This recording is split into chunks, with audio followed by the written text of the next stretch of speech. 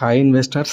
ఎవరైనా సరే ఓ మంచి ప్రాజెక్ట్లో ఇన్వెస్ట్మెంట్ చేయాలన్నా, లేదు 45 లక్షల్లోనే చక్కగా ఇండిపెండెంట్ హౌస్ కావాలి అనుకుంటే గనక ఇది ఒక మంచి సజెషన్ అండి.